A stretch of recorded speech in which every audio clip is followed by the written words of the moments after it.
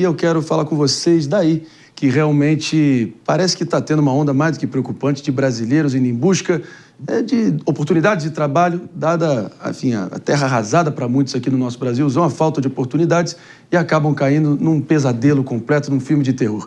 Isso porque a gente trouxe aqui ontem, repercutimos aqui 2 casos de brasileiros desaparecidos no exterior nesse exato momento. Nós, claro, estávamos falando do fotógrafo Flávio de Castro, que desapareceu na França, circunstâncias absolutamente misteriosas e, assim, dignas realmente de filme, e também o próprio Felipe, com PH, importante a gente soletrar aqui da forma correta, a título de que alguém possa encontrá-lo, o Felipe de Moura, né, que está desaparecido na Tailândia. E hoje vamos falar sobre mais um caso, acredite se quiser, que não por coincidência é precisamente igual ao caso do Felipe. A gente fala, claro, desse momento do Lucas, com C-K-L-U-C-K-A-S, Lucas Viana Santos, que tem 31 anos. Depois de, mais uma vez, aceitar uma oferta de emprego na Ásia, vai lá, tenta a sorte e acaba desaparecendo. Agora, através de poucos contatos com a família ou amigos, nós sabemos que ele está sendo mantido escravo em uma fábrica de golpes virtuais na fronteira de Myanmar, um dos países mais instáveis e politicamente, assim, falidos do planeta Terra, com a Tailândia, a fronteira de Myanmar com a Tailândia. Inclusive, nesse espírito aqui, com toda a seriedade, nós daremos um espaço mais do que importante para a mãe do Lucas, a dona Cleide Viana, para nos contar exatamente o que aconteceu, essa trajetória toda, para nós tentarmos entender todos os contornos desse pesadelo lamentável. Bom dia, Cleide. Obrigadão pela presença aqui no nosso Morning Show. Bom dia. Bom, eu queria, de cara aqui, óbvio, estender nosso abraço mais sincero. Eu sei que qualquer palavra nossa aqui não vai ser suficiente para dar uma atenuada e uma aliviada na sua tensão, mas a pergunta é objetiva. Vocês tiveram contato com o Lucas já vivendo nessa situação, para poder saber mais ou menos o paradeiro dele? Não é isso? Como é que era esse contato? Então, nesse de Myanmar que ele está? Sim. Então, ele foi para lá dia 7 de outubro. E aí, no dia 7, me falou que chegou. Depois, só ligou no dia 9 de outubro. Aí falou que estava mais ou menos que não estava bem. Aí começou a agonia para a gente, né? E depois do dia 9, ligou 9, 10, 11... Dona Cleide, dia 27 de outubro. Claro. É importante essa cronologia para a gente entender como é que é possível ele ter, enfim, terminado nessas condições, mas a gente já estava projetando aqui na tela para todo mundo nos acompanhando nas multiplataformas da Jovem Pan, que o próprio Lucas fez contatos, assim, esporádicos ali, assim, com algum intervalo entre eles, com um amigo, né, inclusive, pedindo ajuda, contando tudo que está acontecendo, né? Que amigo era esse? O que foi dito exatamente? E qual informação mais relevante foi passada? Então, ele conseguiu mandar uma mensagem para esse amigo pelo Telegram. Ok. Mandou a localização, mais ou menos. E aí foi que pediu ajuda para esse amigo. Tá entendido. Claro que a gente não, acho que não é correto a gente falar o nome desse amigo, evidentemente, mas vocês aí do outro lado, enquanto familiares, têm contato com esse amigo ainda ou não? Tá tendo algum contato. A minha sobrinha que tem contato com ele, porque comigo eu não consigo conversar nada, falar nada. Então, sabe, nem entendo. Então, esse último dia que ele ligou foi dia 27 de outubro. Então, já tem mais de um mês que eu não falo com meu filho. Então, eu acho que ele não consegue. Eu vou trazer aqui a nossa bancada para fazer a pergunta para você, dona Cleide. Vamos lá com o Pepe, quer falar? Fica à vontade. Nosso Felipe Monteiro vai fazer a próxima pergunta. Cleide, bom dia. Primeiramente, um abraço, né? Imagino a sua angústia por não ter tido notícia do teu filho já faz um mês, né? Eu queria entender se você entrou em contato com o Itamaraty, com o governo brasileiro, e se eles estão realmente ajudando, estão envidando os esforços para localizar o seu filho e trazer ele de volta para o Brasil, né?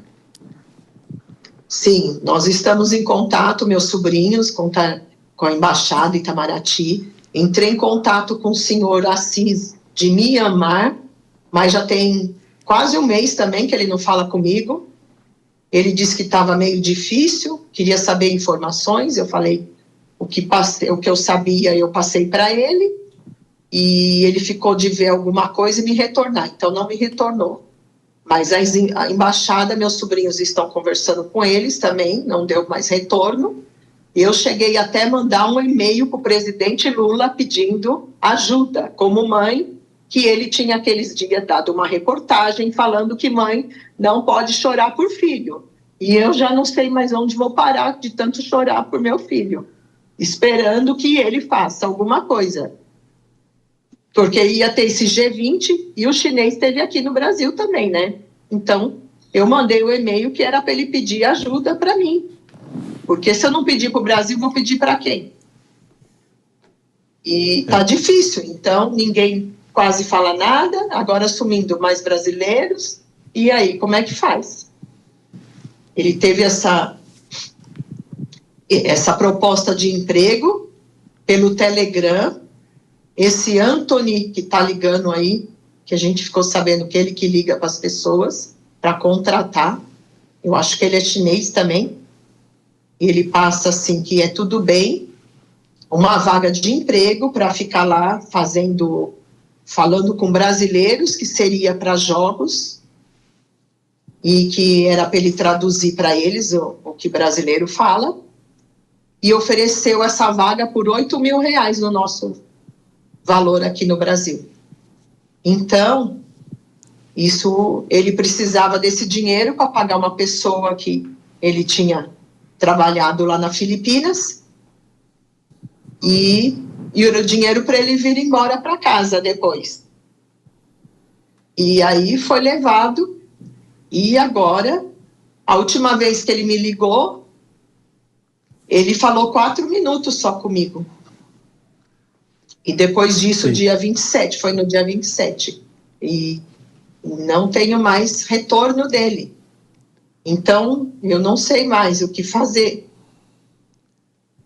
Bom, você fique certa, saiba que você pode contar assim com linha direta aqui com a gente, usar a plataforma da Jovem Pan para poder trazer esse seu apelo mais do que importante e contar com qualquer força que a gente possa te dar na busca do nosso Lucas.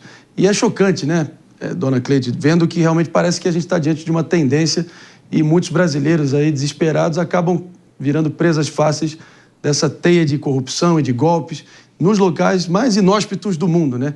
A gente imagina todo esse pesadelo que você está passando, mas receba o nosso abraço sincero e realmente a gente reforça o teu coro para as autoridades se mexerem para urgentemente ter alguma interlocução com esses países. A gente sabe que Myanmar é basicamente um Estado falido, instituições completamente frágeis, mas, enfim, há de se ter algum canal diplomático para tentar zerar isso aí e realmente criar esse senso de urgência para retomar a normalidade aí na tua família.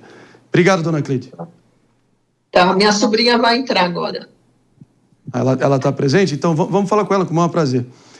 Enquanto a própria sobrinha da dona Cleide vai se posicionando, já vou acionando aqui o nosso David Tasso para trazer mais informações. É um caso lamentável, né? E antes, a nossa conversa com a produção da dona Cleide, né, ela que teve o filho desaparecido, Lucas, ele tinha a intenção de ir para a Tailândia, sempre foi um sonho, um desejo dele de conhecer o país, recebeu essa oferta de emprego com valor até razoável para que ele pudesse atuar nesse país e aí acaba sendo escravizado nessa rede, porque o que eles fazem, né? Geralmente essas pessoas, esses criminosos, a gente pode tratar assim, que são criminosos, eles seduzem as pessoas para irem até lá, depois dizem que estão devendo, que precisa pagar a viagem, que precisa fazer diversos pagamentos e a pessoa nunca consegue arcar com essa dívida, e até mesmo priva de conversar com os familiares, como a dona Cleide estava relatando pra gente. Então, assim, é um caso absurdo e que realmente merece a atenção das nossas autoridades aqui para gerar intervenção, porque tem a localização dele, né? Vamos recepcionar agora aqui, ainda no embalo dessa conversa, mais do que importante, vamos falar agora com a Ana Paula, aí agora sim, ela que é sobrinha da dona Cleide, prima do Lucas, que segue desaparecido ali no Sudeste Asiático. Queremos te ouvir, Ana Paula. Vou trazer a nossa Jess Peixoto para já te fazer a nossa próxima pergunta. Ana Paula e dona Cleide, minha máxima solidariedade. Eu sou incapaz de imaginar a dor que vocês estão sofrendo, mas saiba que vocês contam com as nossas orações para que o Lucas possa voltar para casa logo. E dentro disso, Ok. eu queria entender um pouco mais sobre a história do Lucas e como vocês se sentem como vítimas também dessa organização. Pelo que eu pude ver, ele foi morar nas Filipinas em 2023 porque carecia de oportunidades dentro do Brasil. E ao longo desse tempo, ele está tentando viver um sonho que seria ali morar e trabalhar na Tailândia. Então, eu queria entender um pouco mais quais foram as últimas conversas, quais eram os sonhos, quais eram as vontades, se ele estava feliz. E mais do que isso, no momento em que vocês tiveram ali a descoberta de que ele foi muito inteligente também, mandou ali a localização em tempo hábil, soube se comunicar via Telegram por um número que passaram para ele, nesses campos de trabalho forçado que são a escravidão moderna. Quando ele fez isso, qual que foi a sensação de vocês, a descoberta de vocês e como que vocês entraram em contato com as autoridades brasileiras? Eles estão fazendo um aviso mensal, semanal, avisando que se estão conseguindo encontrar, se tem forças dos devidos estados atrás dele? Porque isso é muito importante que o Itamaraty, de fato, faça. E, assim, máxima solidariedade. Obrigada e bom dia. Não temos atualizações, né? Eles sempre batem na mesma tecla. Precisamos da localização exata do Lucas. Lá é um lugar que está em guerra civil. A própria milícia paga o exército. Então, eles negociam antes de buscar o Lucas. Eles negociam com a milícia, né? Então, o lugar é muito amplo, é muito grande, é terra literalmente de ninguém, não tem lei lá. Então, eles não conseguem invadir algum local, seria até perigoso para o Lucas, porque se eles invadem algum dos predinhos que eles têm lá, e o Lucas está em outro, eles podem sumir com o Lucas, né? Então, por segurança, eles não fazem essa invasão. E a polícia daqui do Brasil também não se locomove, né? A Interpol deixa bem claro que a Polícia Federal só faz essa ponte mesmo. A embaixada, entramos em contato muitas vezes com a embaixada, porque para a pessoa física, a embaixada não passa o vídeo. A embaixada da Filipinas recebeu um vídeo dos filipinos. E nesse vídeo o Lucas aparece machucado o ombro. E aí eu avisei, nós avisamos toda a embaixada sobre esse vídeo, que o Lucas está com esses filipinos, se teria mais informações, né? E ainda sem resposta. Estamos, assim, bem angustiados, porque o pouquinho de mensagem que a gente tinha do Lucas nos deixava mais confortável, mesmo sendo bem crítico a situação dele. Agora, ele sumiu. Ele sumiu do Telegram. É um Telegram fake que a própria empresa cria para ele. E ele conseguiu entrar em contato por um outro Telegram de um amigo também. E aí ele vai mandando e pedindo salva, pede socorro, avisa a polícia, avisa, né, governo, avisa tudo o que eu estou passando. TV, ele pede para avisar. E é o que a gente vem tentando. E 2 brasileiros recentemente entraram em contato com a gente, informando que receberam mais uma vaga, né, uma proposta dessa vaga. E os chineses criaram um grupo e colocaram o Lucas e falaram para o Lucas: traz esses brasileiros para o meu escritório. E aí, quando o Lucas manda um áudio para esses brasileiros, né, que estão na Ásia também, eles reconheceram a voz dele. E aí, de imediato, eles lembraram que o Lucas foi vítima de tráfico humano. Mas a proposta das empresas não é somente por esse RH que falou com o Lucas. Eles estão mandando portfólios em grupos, eles estão mandando panfletos, tem muitas divulgações, então tá muito fácil de ser pego. Eu queria mencionar até sobre o Felipe. Sim. O Felipe não conhece o Lucas. Para Mas ficar ele claro aqui, tentou ajudar o Lucas. Ana Paula, só Sim. fazer um parêntese muito rápido para contextualizar quem possa estar começando a só nos assistir agora. O Felipe é outro caso assim assustadoramente parecido, que acontece simultaneamente na mesma região, circunstâncias muito parecidas aí com o drama que vocês estão passando com o Lucas, mas é isso, fica à vontade, pode seguir adiante aí só para contextualizar. Sim.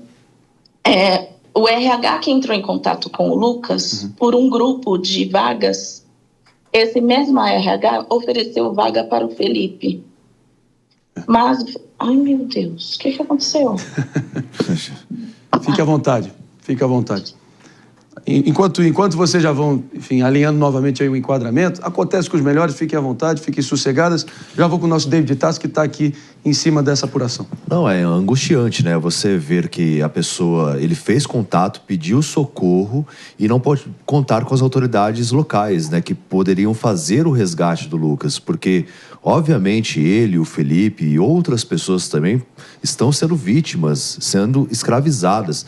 Então, eu fico imaginando a agonia. Até a dona Cleide ali do lado, chorando enquanto a gente tem essa entrevista com eles, com os familiares, e eu fico pensando na agonia de uma mãe, né, que quer ter o resgate do filho e não consegue, nem mesmo uma intervenção por parte das autoridades brasileiras, que deveriam intervir, né, Pepe? Claro, deveriam intervir. Não sei por que não está sendo uma postura mais efetiva do que... Cadê o senhor Mauro Vieira nessa história, sinceramente? Não, Alô, Mauro Vieira, cadê, cara? Se a máfia, pelo que consta, é máfia chinesa, tem que colocar o governo da China também para ajudar a trazer os dois brasileiros que estão lá. Excelente. É absurdo. É o seguinte... A família não ter notícia mais concreta da atuação de Itamaraty. Não, e a atuação, assim, não só da notícia, porque às vezes a gente pode ser difícil alcançar isso, mas o fato delas não terem no cotidiano um aviso, um report ali de como que está a situação, o que está sendo feito. E não é um caso isolado. Como a gente retratou aqui, são vários casos, e como bem trouxe agora a família, existe uma correlação com o caso do Felipe também. Existe uma correlação que mostra que isso é um sistema que está operando no nosso país para sequestrar e escravizar jovens brasileiros que sonham em ter melhores condições. É absurdo que essas famílias estejam tendo que buscar a imprensa para ter algum tipo de resposta dos órgãos governamentais. O Itamaraty cabe prestar suporte contínuo, suporte psicológico, suporte emocional, avisar o que está sendo feito, com quem que se está conversando e recuperar esses jovens para essas famílias. É realmente revoltante ver isso acontecendo em relação às nossas autoridades. Então é o seguinte, a gente viu, inclusive, um silêncio ensurdecedor, incriminador, mostrando a total omissão, muitas vezes, do nosso Ministério de Relações Exteriores, com o próprio refém ali que estava sendo feito do Hamas, o brasileiro, sequer emitiu uma nota, empreendeu, fez um aceno ali no início, acabou deixando o cara ali à própria sorte, acabou apodrecendo naquele cativeiro, naquele inferno, enfim, aqui na Terra. E a gente veio repetir esse caso... que não adianta você fazer G20zinho e tirar fotinho com todos esses dignitários e chefes de Estado se realmente não houver um canal oficial de comunicação para resolver quando realmente o calo aperta e os seus cidadãos que pagam realmente toda essa estrutura faraônicas desses ministérios para poder realmente, na hora do vamos ver, ter que resolver e não se omitir e deixar uma pobre cidadã como a dona Cleide e a própria Ana Paula aí indignadas com essa situação. É revoltante, é revoltante. Se coloquem no lugar delas, é só isso que eu peço. É só isso que eu peço e eu apelo às autoridades. Vou retomando aqui com a Ana Paula, então, por favor, agora sim devidamente enquadradas. Eu deixo para vocês duas, minhas queridas, ficarem à vontade para deixar o último apelo, não só às autoridades brasileiras, mas também a qualquer um que possa eventualmente se deparar com esse nosso papo aqui e nos fornecer alguma pista decisiva para recuperar o Lucas para vocês. Sim, retomando, só citando mesmo, né, sobre o Lucas, que ele foi ali, teve esse contato com esse RH, aparentemente parecia uma vaga realmente comum na Ásia, todo mundo costuma julgar falando, é uma vaga que daria para desconfiar muito, né, mas talvez para nós aqui no Brasil, mas quem trabalha na Ásia, é de costume receber o valor que eles estavam oferecendo, né? E quando eles citam para o Lucas que a vaga seria em Mansote, o Lucas faz o cálculo da viagem, tudo, então, assim, ele consegue perceber que estava começando a ficar tudo estranho quando começaram a trocar ele de carro. Trocaram ele 3 vezes de carro e 2 barcos. E quando ele passa pela fronteira, ele fala, passei pela fronteira de um jeito diferente. Então, já foi ilegal, provavelmente. Então, assim, ele sumiu no dia 7, né? Que aí, sim, do nada, ele começa a pedir ajuda, falando, chama a polícia, chama a polícia. E do nada ele fala que vai dormir. Passou meia hora sem responder e fala que vai dormir. E aí Ana foi Paula, quando ele falou que tinha que entregar o celular. Mas pelo menos alguns vestígios, algumas pistas aí ao longo do caminho. Não é que não houve comunicação e a esperança é a última que morre. E podem contar 100.000% com a nossa plataforma aqui, não só do Morning Show, mas de toda a Jovem Pan, reforçar o coro de vocês e a gente aqui da forma mais clara impossível.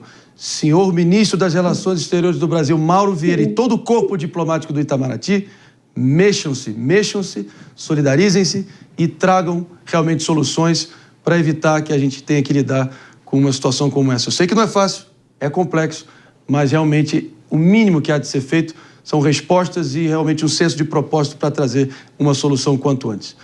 Estamos juntos. Obrigado, Ana Paula e Dona Cleide. A gente volta com vocês ao longo da semana. Tchau. Obrigada, tchau. Meus amigos, situação revoltante, acho que está todo mundo aqui em linha e é só isso que eu peço, fazer um exercício mínimo de empatia, se colocar no lugar delas e imaginar se fosse com algum ente querido de vocês. Então, vamos aí realmente cobrar quem precisa se mexer o quanto antes. Mas, olha,